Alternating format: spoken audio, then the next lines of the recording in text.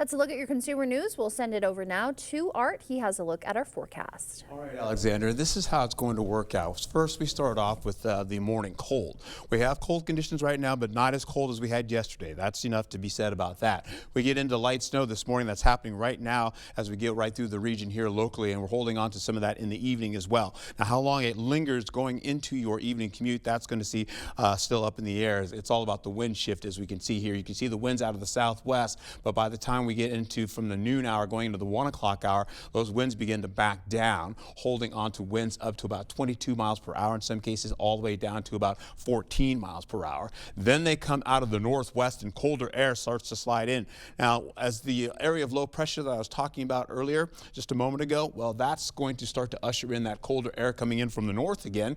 And of course, that colder air is going to seep in as we go right through today, going into tomorrow as well. You see Thursday going through the morning with breezy and gusty conditions popping through the area as we go right into the 6 o'clock hour for at least the evening commute. Then it breaks down again, and eventually we get into milder conditions for the remainder of the day. Right now, City Camp 8 holding on to at least some light flurries moving into the area, and they are light. They may possibly turn into showers finishing out. You may see some of that kind of falling through the area right now on Menominee. They had snow earlier this morning, but now it's backed off for them slowly but surely.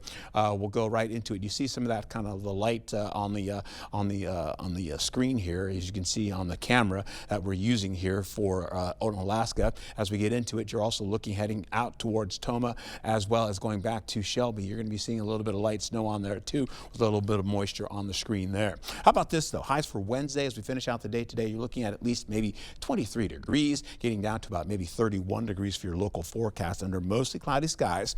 Areas up to the north by I-94 and higher up may see at least conditions to be up to cloudy skies and then breaking down to mostly cloudy conditions. But for now, we'll keep the mostly cloudy skies down along I-90 and southward. We'll hold on to the cloud cover. You can see some of that begins to break down as we go through the 7 o'clock hour. That's why the snow stopped. But as we get into the late morning hours, you may see snow returning back again for Eau Claire, possibly as well as Black River Falls dipping back down as we go in the 3 o'clock hour. That's when snow really does return back for Eau Claire for kids getting picked up from school and going home on the bus.